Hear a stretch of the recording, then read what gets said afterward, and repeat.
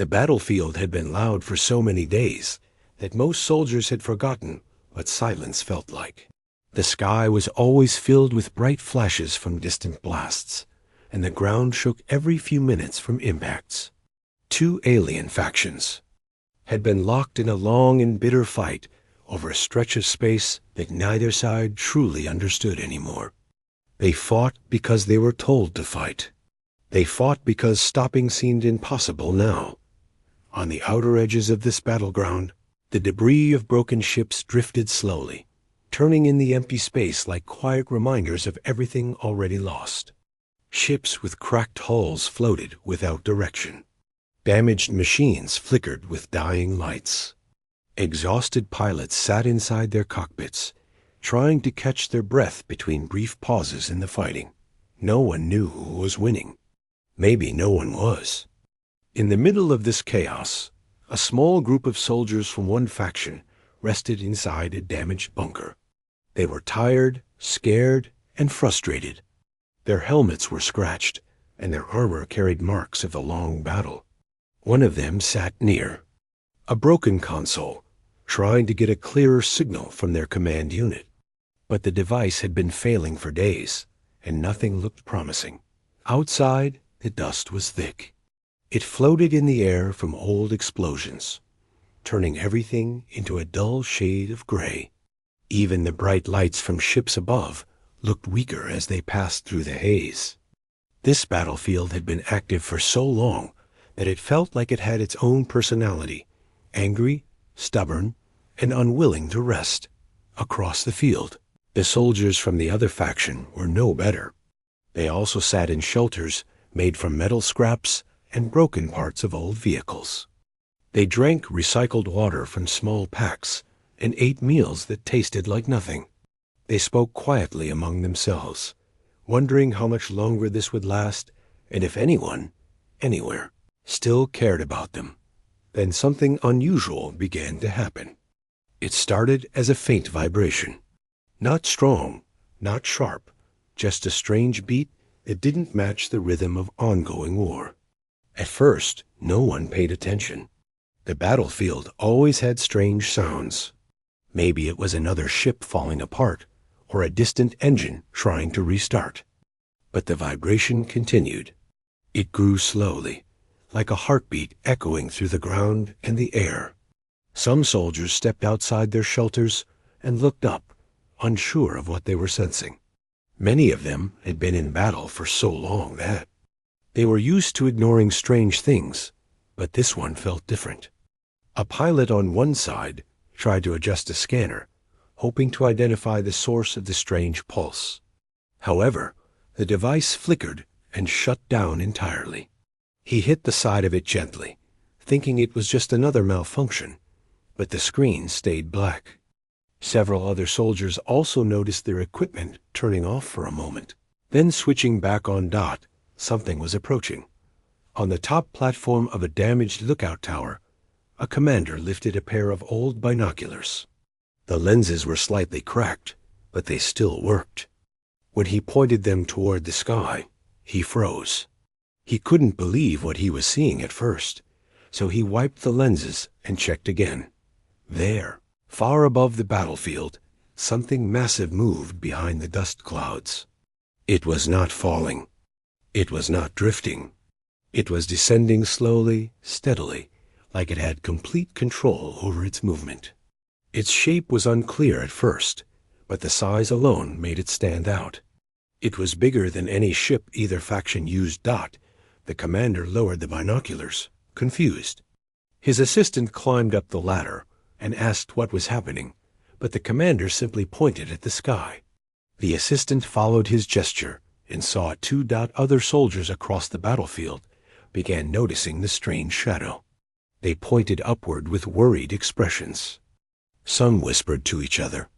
Others ran to their officers to report what they were seeing.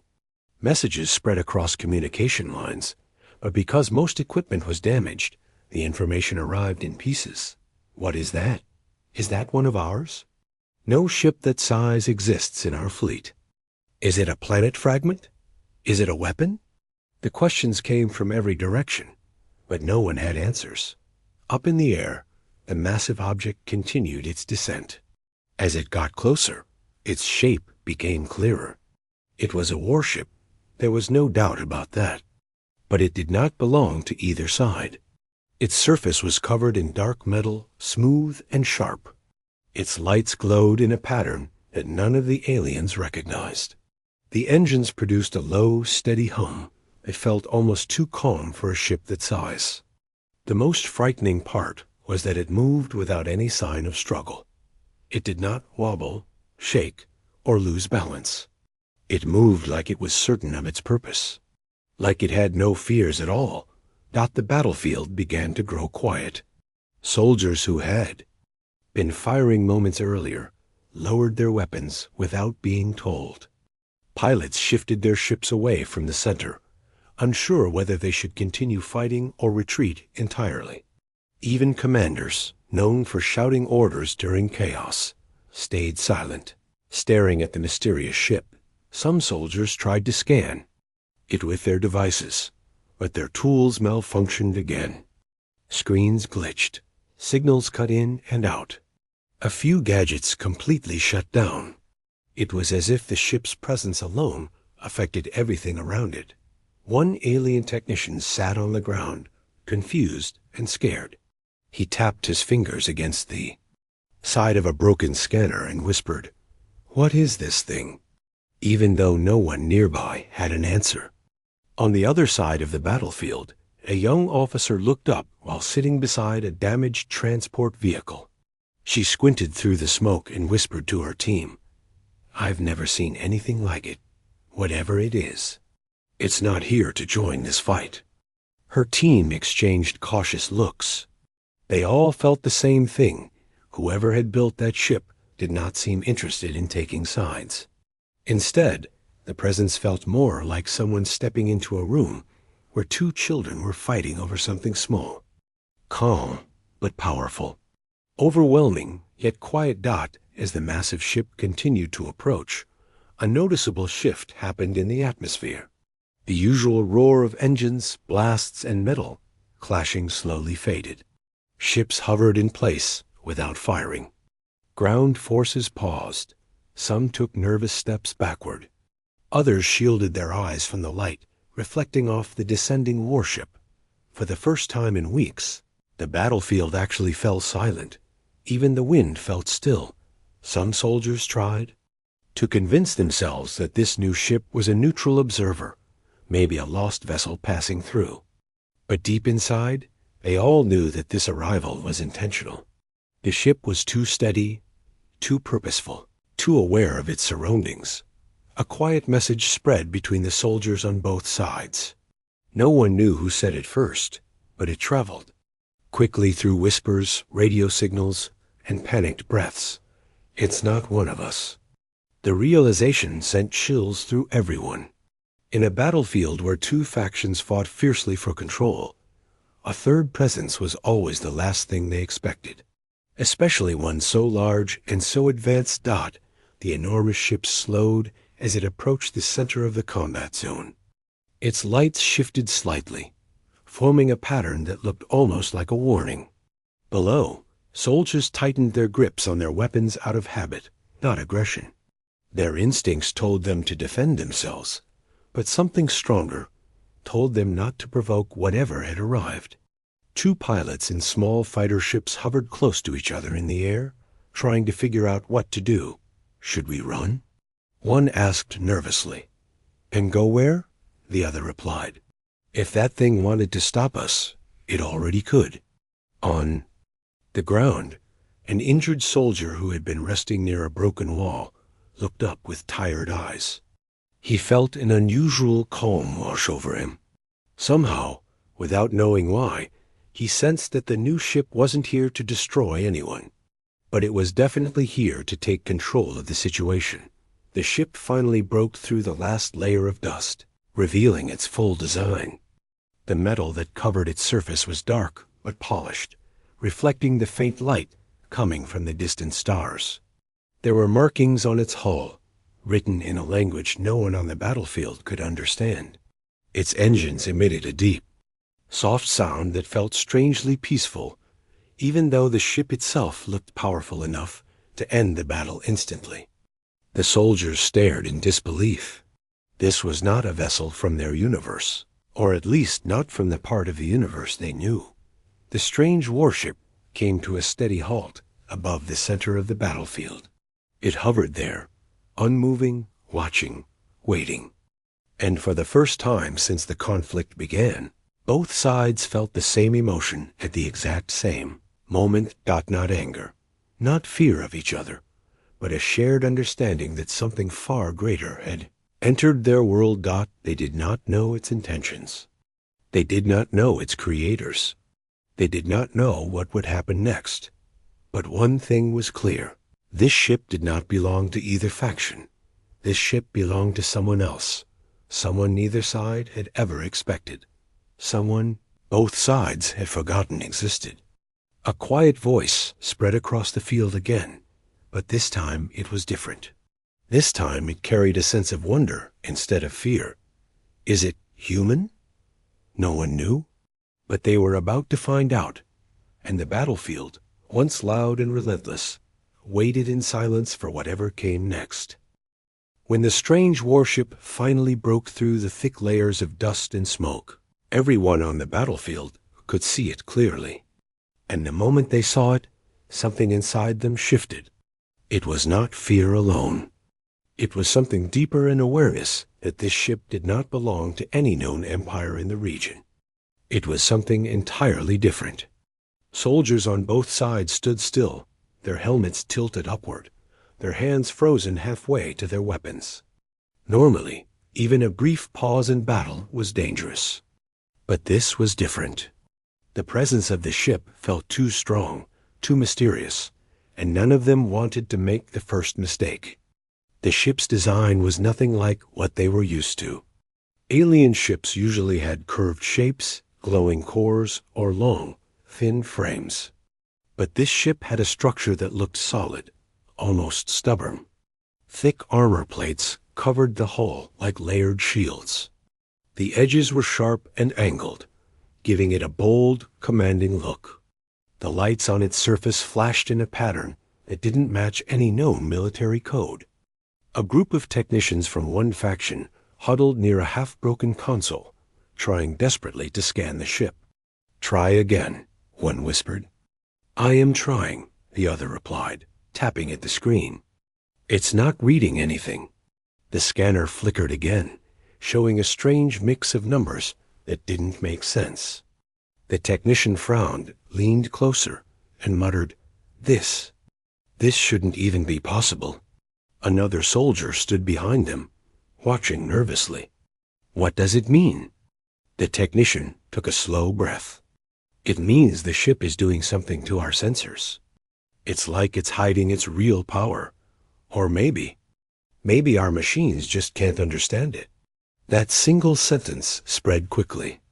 Within minutes, soldiers across the field were whispering the same thing. Our machines can't read it. That alone was terrifying. In a war filled with advanced technology, nothing was ever truly unreadable. But this ship was. Across the battlefield, in a quiet trench, a tired officer sat with her team. She looked up at the ship and shook her head slowly. "Look at the structure," she said softly. "Those lines. That design. It doesn't match any empire in this sector." One of her teammates nodded. "I think it's new. Maybe a secret weapon?" "No," she said firmly. "If it was a secret weapon, someone would have used it by now. This feels different. More controlled." The more the soldiers stared, the more unusual details they noticed. The warship had no visible weakness, no exposed engines, no gaps between its armor plates. The glow from beneath its wings looked like energy, but it was stable, too stable, almost like it wasn't using fuel the way other ships did. Another officer, positioned higher up on a broken tower, used a small visual scope to look closer at the hull. He adjusted the lens carefully, trying to read the unfamiliar markings carved into the metal. "What language is that?" he whispered, His assistant climbed up and took turns looking through the scope. I don't know. I've never seen symbols like that. Neither have I, the officer replied. Which means this ship didn't come from anywhere near here. A cold breeze moved across the battlefield, causing loose pieces of metal to rattle softly. The wind carried more dust, but even that didn't hide the ship's massive form. All around the combat zone, the same thought appeared in everyone's mind, even though none of them said it out loud. If this ship can fly into a war this intense without fear, then what kind of power does it have? A few brave soldiers tried activating small handheld radars. They wanted to know if the ship carried weapons, shields, or anything dangerous. But the radars kept shutting off after a second or two. One soldier smacked his radar gently. Come on, work. Another soldier sighed. Forget it. That ship is blocking everything. Two pilots in nearby aerial fighters hovered closer, trying to get a better look. The one on the left adjusted his controls and leaned forward. Do you see any insignia? He asked. No, the other replied. But whatever that material is, it's not metal from this side of the galaxy. Look at how it reflects light. Both pilots fell silent for a moment. Then one of them whispered, Do you think it belongs to the old stars? You know, the stories? The other shook his head. Those are just myths. But even he didn't sound convinced. On the ground, a group of younger soldiers gathered behind a broken armored vehicle. One of them pointed at the ship excitedly. It's huge, he said. Look at the bottom, those shapes, those lights. I've never seen anything like that in my whole life. Another soldier nodded. It looks strong, like it doesn't even care there's a war happening below. A third soldier whispered, What if it's not here to fight at all? That idea spread almost as quickly as the others. A neutral force? A silent observer? Or something far more powerful than any of them could imagine? But the truth was this. The ship wasn't acting like a weapon. It wasn't threatening anyone. It wasn't charging anything. It wasn't moving aggressively. It simply hovered there, quiet, still, watching. And because of that, the soldiers couldn't decide whether to feel scared or protected. A young mechanic with grease on his gloves stared up at the ship with wide eyes. For a moment, he forgot about the war entirely. It's beautiful, he said softly, almost ashamed to admit it. His friend looked at him in confusion. Beautiful? It's terrifying. Maybe both, the mechanic replied. But look at the design, the detail. Whoever made that ship is far ahead of us. On the other side, a communications operator tried desperately to reach her headquarters. Control, do you copy? A new ship has entered the zone, she said into her headset. Static, she tried again. Control, this is frontline unit. There is an unidentified vessel, huge unknown origin. More static. She lowered the headset slowly. Even our long-range signals are failing. It's blocking everything in and out. Her commander looked up at the ship, eyes narrowing. They're not blocking us by accident. They're doing it on purpose. But why? She asked quietly. Because they want silence, the commander replied. They want every side to stop. Silence. That word made sense. The battlefield had been unbelievably loud just hours ago. But now, with the arrival of this mysterious ship, all the sound had faded. Even the smallest noise felt amplified in the strange quiet. The soldiers shifted uncomfortably, not because they feared what the ship might do, but because they didn't know what it was capable of. Two soldiers who had fought bravely for days stood next to each other, leaning on their rifles. Do we fire? One asked quietly. No, the other whispered. Not unless you want to disappear. What do you think it wants? I don't know. But it didn't come here by accident. In a narrow trench, a tired alien soldier cleaned dust off his visor and stared up at the warship. "My grandfather once told me a story," he said to the others nearby. "He said that somewhere out there, beyond our maps, lives a species that builds ships differently. Smaller numbers, bigger designs. Quiet people, but determined. He said they were called humans." The others stared at him in disbelief. "Humans?" One whispered. "They're just traders, explorers. They don't even take part in wars." The soldier shook his head slowly. Maybe they changed, but none of them believed that. Not yet. Across the line, another team had similar thoughts.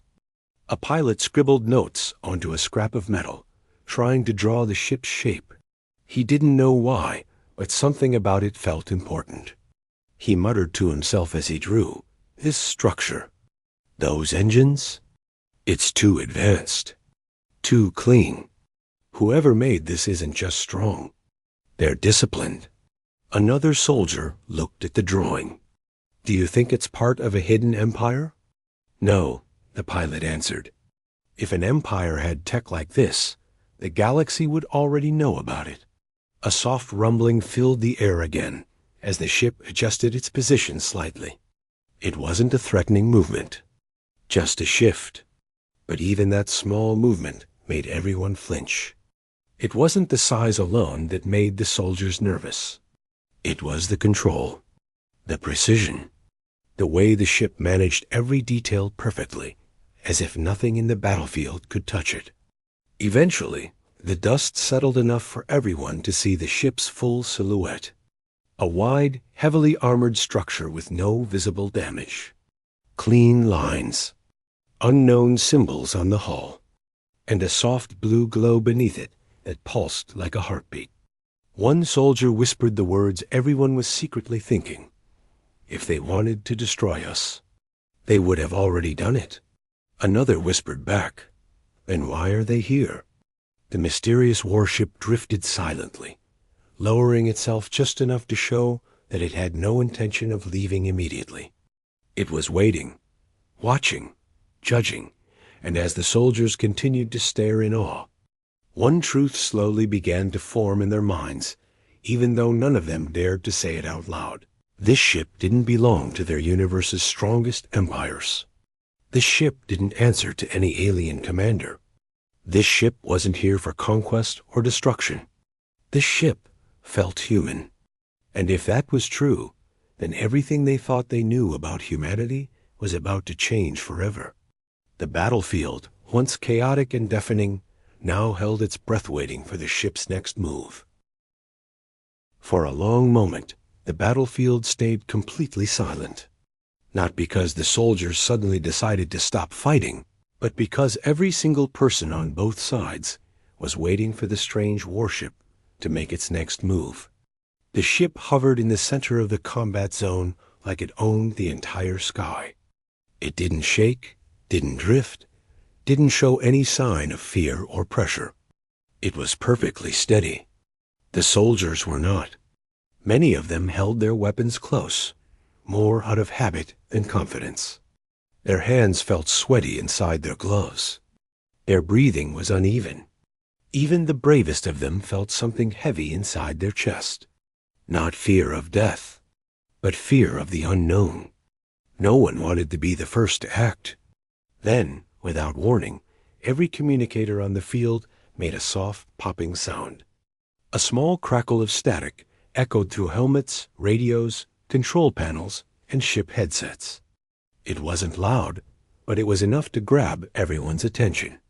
A young operator sitting inside a damaged transport vehicle looked at her headset in confusion. "What was that?" she whispered.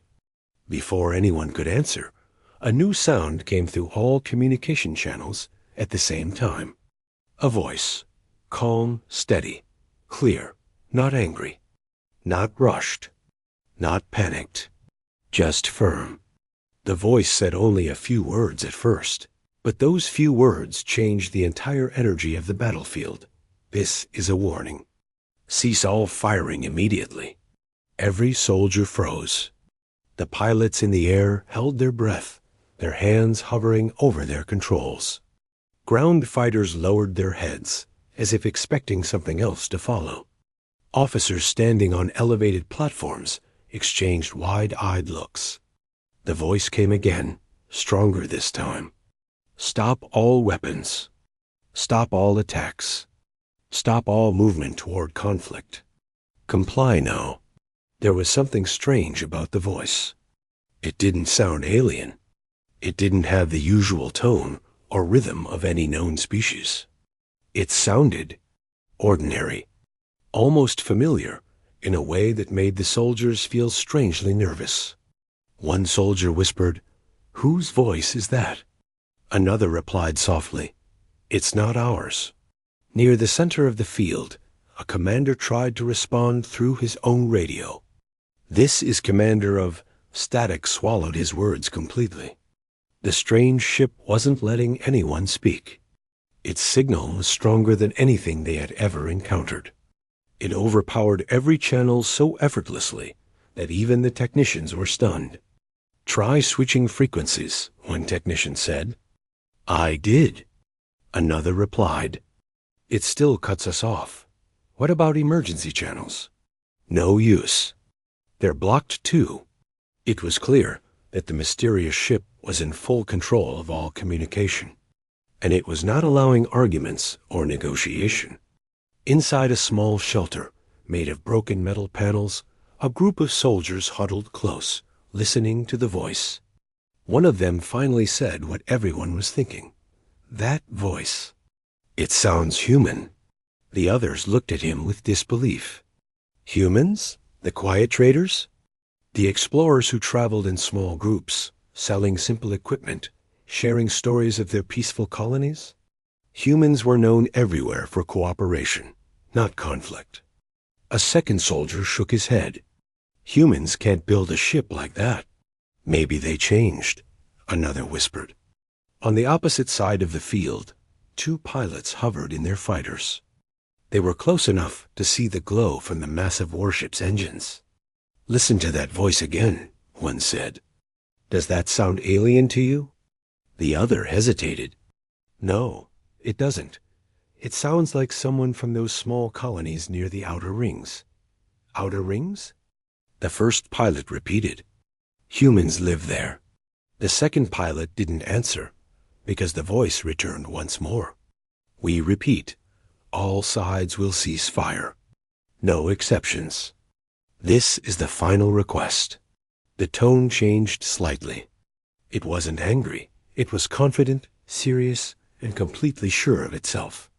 Whoever was speaking didn't doubt for a second that they had the power to enforce their words. A quiet murmur spread across the battlefield. Soldiers exchanged nervous glances. Some looked at their commanders for direction. Others simply waited, unsure of what to do next. But no matter where they stood, every person had the same thought. If this ship could speak to every channel at once, what else could it do? A communications officer inside a bunker studied the sound waves coming through her equipment. She had seen thousands of signals in her career, but nothing like this. "This frequency isn't alien," she whispered to her commander. "It matches the patterns used by human ships." The commander frowned. "Humans? That makes no sense." "I know," she replied softly. "But the readings don't lie." All across the battlefield, officers in different shelters and command posts used whatever equipment they still had working to check the signal. Every single reading came back the same. The voice, the pattern, the signature, it all pointed toward a human source. But that made no sense. Humans weren't supposed to have powerful weapons. They weren't part of major galactic alliances. They weren't known for building warships, much less ones that could control an entire battlefield with their presence alone. Near a damaged ridge, a small group of engineers tried to boost their scanners using improvised parts. Soldering wires, adjusting circuits, forcing cracked screens to glow again. "Try scanning the hull again," one said. The other tapped the side of the device. giving strange readings. There are energy levels I've never seen before. What kind? The engineer bit his lip. Energy sources that don't match any alien reactor. It almost looks homemade. Homemade? The others echoed. Like someone built it from scratch using unusual materials, the engineer explained. This isn't mass-produced. It's personal. That made everyone even more confused. A warship this large, this advanced, this powerful built personally? Impossible. Meanwhile, the giant ship in the sky didn't move. It hovered with perfect stillness, its lights shifting rhythmically like a calm heartbeat, as if it were waiting for patience to run out. Down below, an older soldier who had witnessed many battles slowly removed his helmet and wiped sweat from his forehead. I've heard human voices before, he said quietly. Traders who used to pass through our old station. This voice sounds exactly like them. His team looked at him, unsure. But humans don't have warships, one said. We don't know what humans have anymore, the older soldier replied. We haven't seen them in years. That was true. Humans, for reasons no one fully understood, had become more distant in recent times. Their ships appeared less often. Their colonies became quieter. They didn't participate in galactic meetings or trade centers as much as before. Most people assumed they were simply focusing on their own world. But what if they had been preparing for something else? The mysterious ship lowered slightly, bringing it closer to the ground, but not threateningly. More like someone stepping closer to make sure they were heard. Then the voice spoke again, and this time the message was even clearer. This conflict threatens human colonies. We have no wish to interfere, but continued fighting will not be tolerated. The words stunned the entire battlefield. Human colonies? Threatened? By this war? The soldiers exchanged glances of shock and realization. They had never thought about humans living nearby. No one had even considered their colonies, because humans rarely asked for help. They handled their own affairs quietly. But if this war had spread too far, if stray blasts or drifting debris had reached human borders, that meant the war was no longer just between the two alien factions. It had entered someone else's territory. Someone who clearly wasn't willing to stay silent anymore. On one side, a commander stood on top of a metal structure and stared hard at the ship. If that voice really belongs to humans, he said slowly, then they've changed more than we realized. A younger officer beside him asked, "What do we do?"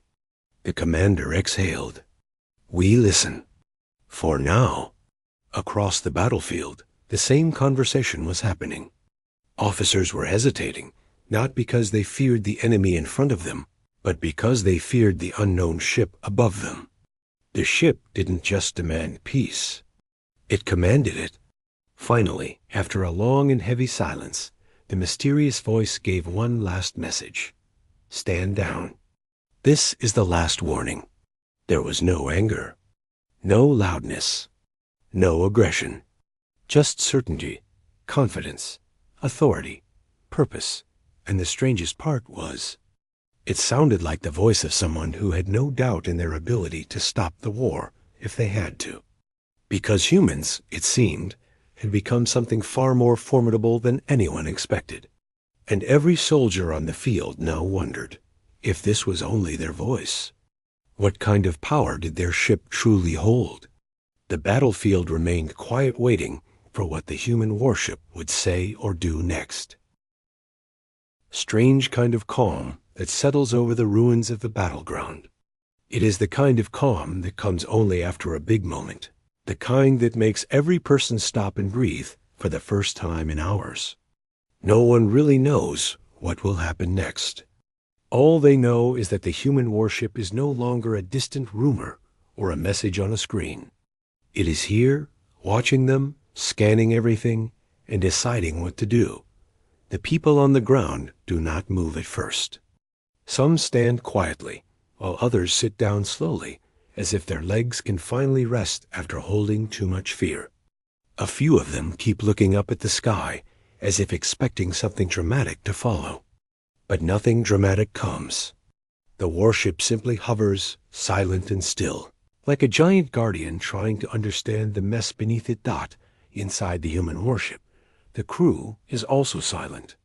They watch the screens that show the battleground, the damaged machines, the broken devices left behind by both sides, and the confused faces of soldiers who are no longer fighting. The warship's landing had brought everything to a sudden stop. And now the crew has to decide what comes next. One of the crew members speaks quietly, saying they should send a small team down to talk to the people on the ground. Another says they should wait a few minutes and observe more. A third person suggests sending a broadcast message, something calm and clear, so everyone knows the ship has come with a purpose, not with a threat. After a short debate, they agree on sending a simple message. The communication officer activates the audio channel and speaks in a relaxed and steady tone. The message tells everyone below that the ship has come to understand the situation, not to attack. It explains that humanity learned about the conflict weeks ago and has been watching from a distance to decide the safest moment to intervene. The message also says that no one is in danger now, and all weapons should remain powered off so they can talk peacefully. When the message reaches the ground, people listen carefully. Some are relieved. Some are nervous. Some whisper quietly among themselves, unsure if they should trust what they heard. But since the warship has made no aggressive move so far, they try to stay calm and wait. Two groups on the ground groups that had been fighting each other for days now stand only meters apart. They look at each other with an awkward mix of confusion and exhaustion. It is strange to be so close without exchanging fire or shouting commands. Some even avoid eye contact, embarrassed by how quickly everything changed the moment the human ship appeared. A few minutes later, a bright beam of soft blue light appears on the ground. It is not a weapon, just a controlled light path from the ship. And through that light, a small human shuttle begins to descend. It is slow, gentle, and clearly designed to avoid causing fear. When it lands, its door opens smoothly. 3 humans step out. They are calm, steady, and unarmed. They walk with quiet confidence, but also with kindness in their expressions. They have trained for this kind of moment, meeting people who are scared, tired, and unsure about what will happen next. The person in front speaks first, greeting everyone and thanking them for staying calm. The voice carries warmth, not force.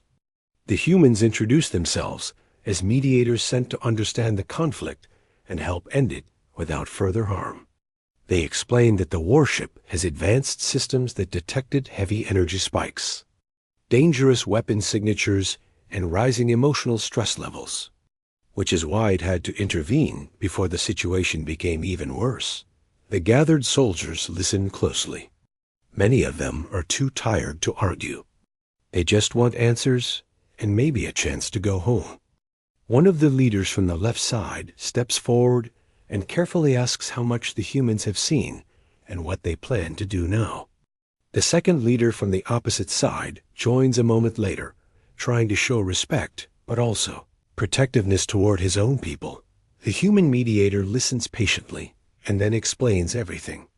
The ship had seen rising tension for weeks, the escalating battles, and the destruction on both sides. But the humans had waited because they needed to collect enough data to understand what caused the conflict and whether stepping in would make things worse or safer. That the worst moment has passed and both sides have paused fighting. The humans feel it is the right time to help everyone find a peaceful solution. The leaders from both sides stay quiet for a moment. It is hard for them to suddenly shift from commanders in a battle to participants in a conversation. But the mediator keeps the tone gentle, giving them space to breathe and respond at their own pace. One of the leaders finally speaks. His voice is tired but sincere. He says that the fighting started a long time ago, with misunderstandings and disagreements that kept getting bigger. Every attempt to fix the situation only pushed both groups further apart. And once the first shot was fired, everything went downhill fast. The other leader slowly nods. He admits that they were too stubborn to step back, too proud to admit mistakes, and too afraid to show weakness. So both sides kept pushing harder, believing they had no choice but to defend themselves. The human mediators listened to the entire explanation without judgment. Then they calmly summarize what they heard. They point out that both sides still want the same thing: safety, stability, and a future for their people. The mediators then gently say that none of that can happen unless both sides accept a peaceful solution. A soft breeze blows across the battleground. It carries the smell of dust and burned metal, but it also brings a quiet sense of relief. The fighting is truly over now, and everyone can feel it. The humans then ask both groups if they would be willing to move a little away from the ruins to a more open, comfortable area where they can sit, drink water, and continue the discussion with fresh minds. Surprisingly, both leaders agree without hesitation.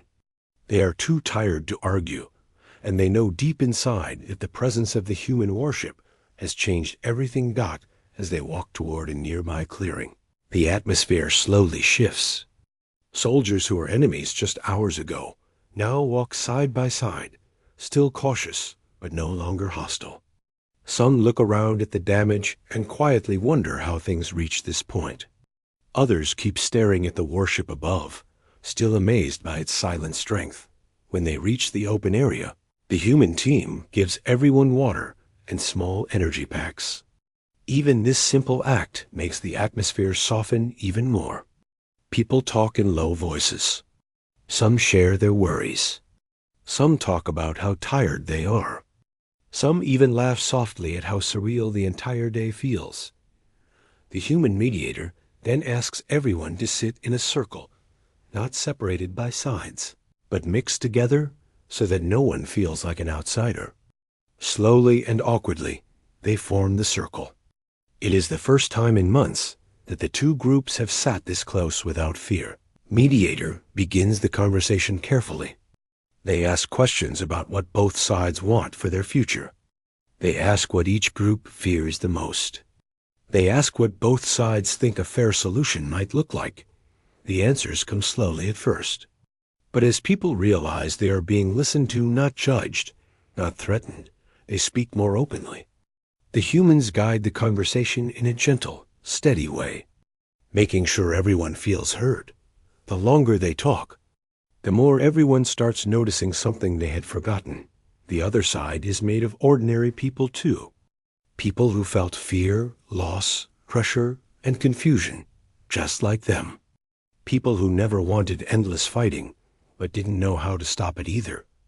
Hours pass, but the atmosphere only improves. By the time the sun starts to dip, both leaders have already agreed to a temporary peace pause and a joint investigation to untangle the misunderstandings that caused the conflict in the first place. It is not a perfect agreement, but it is a real start. The human warship watches everything from above, silent and stable. The crew sees that the mission is going well, maybe even better than expected. They know there is still a lot of work ahead, but the hardest part is already done. The guns are silent, the fear is fading, and the first steps toward peace have been taken. As the sky turns a soft shade of gold, the mediators smile and tell both sides something simple but powerful. The decisions they made today will decide not only their future, but their children's future too. And for the first time in a very long time, hope begins to return to the battleground.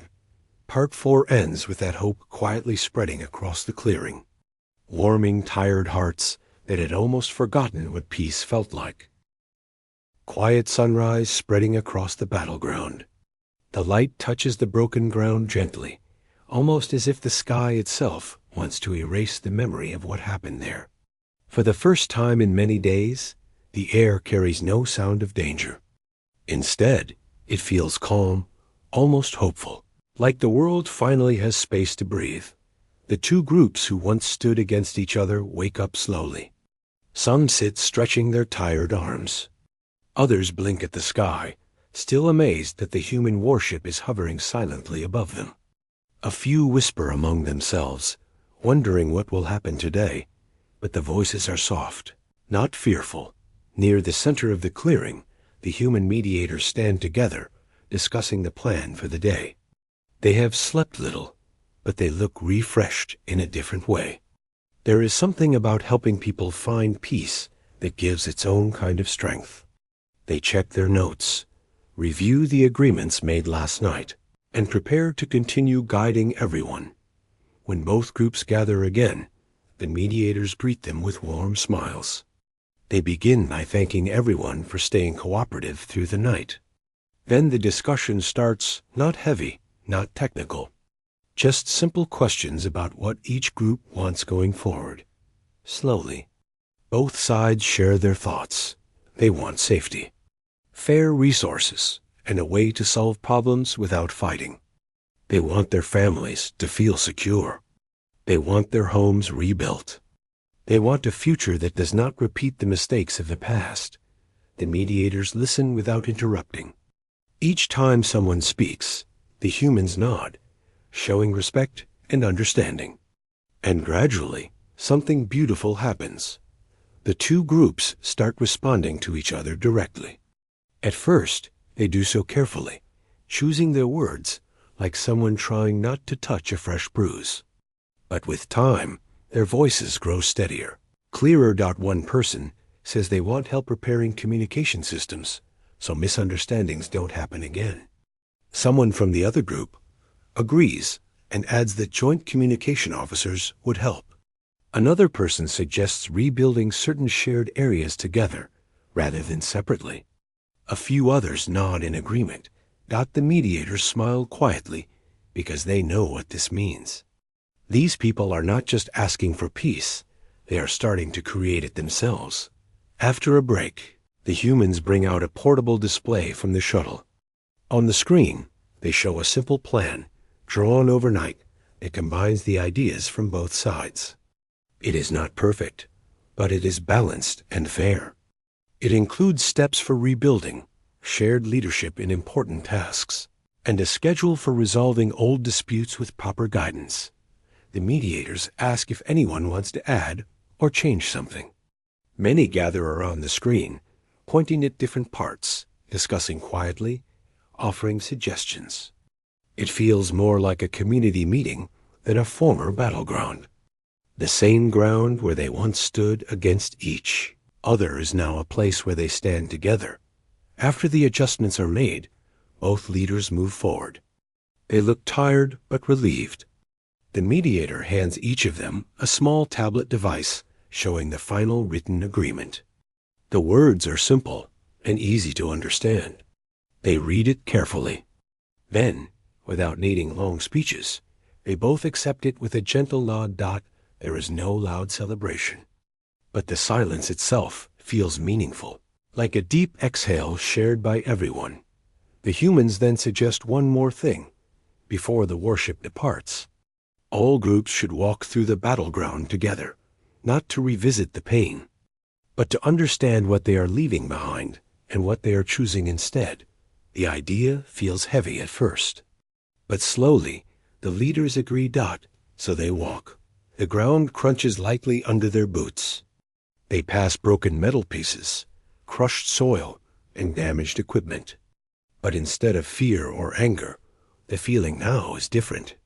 It is reflective, almost calm.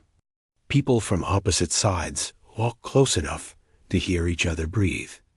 And something subtle but important happens. They begin talking. The conversations are small, at first simple questions, comments about the weather, even quiet observations about how long the battle lasted. But soon the talks become more personal. People begin sharing how worried they were about their families. They talk about moments when they felt hopeless. They talk about how they wished they could stop the fighting earlier, but did not know how. Listening to these stories helps everyone understand something important. Both sides suffered in their own way. Both sides wanted peace long before today. Both sides were trapped in the same fear dot as they walk.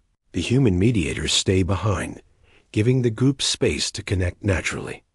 They watch with gentle eyes, happy to see the small bridges forming between strangers who once believed they had nothing in common. When the group returns to the clearing, the atmosphere is lighter. People stand closer, speak more openly, and look less guarded. Some even share small smiles with the people they once called enemies. It feels like the first fragile, but real step toward healing. The humans then announce that the warship will begin its departure sequence soon.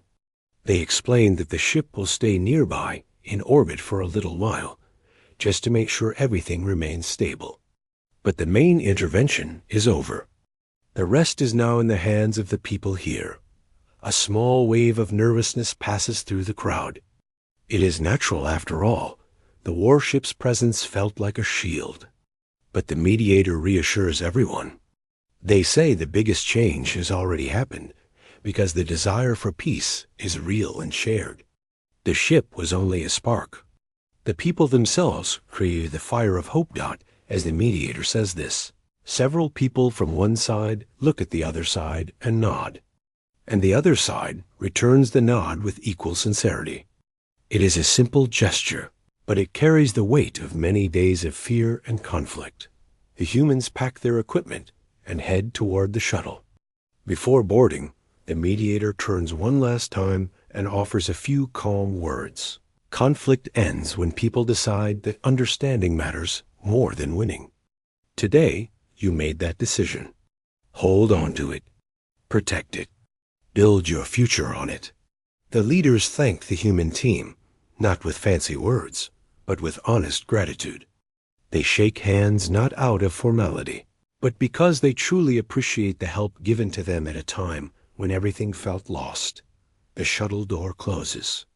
The engines hum softly, lifting the small craft gently into the air. People watch as it rises toward the massive human warship waiting above. The shuttle docks quietly.